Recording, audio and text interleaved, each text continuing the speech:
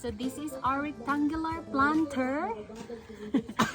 Now kukunin namin yung lahat.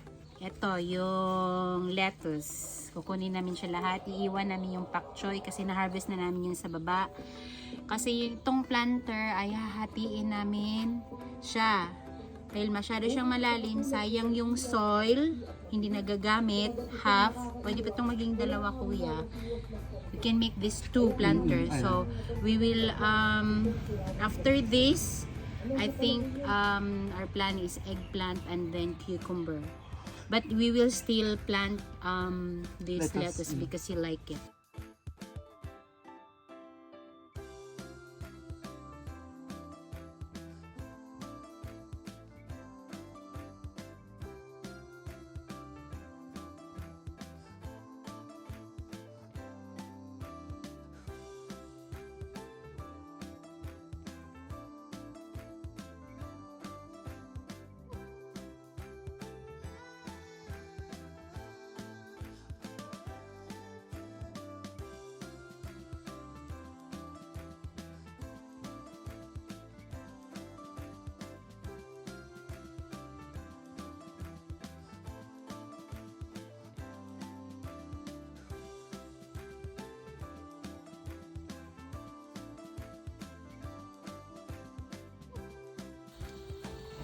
Actually, you have to say vegetable, yeah. And then, 100% guarantee. No herbicides or any Pesticides.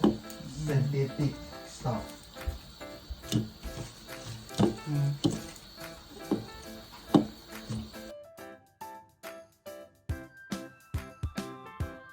So ngayon, gagawa tayo ng ating salad, mga kamars.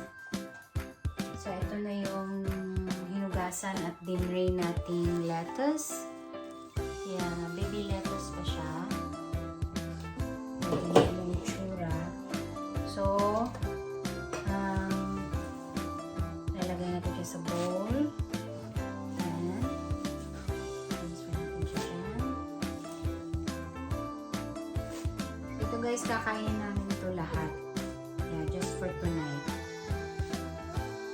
Ano namin sa dinner namin. So time check, it's already 8:15 here in New Zealand. PM. Yes, yan.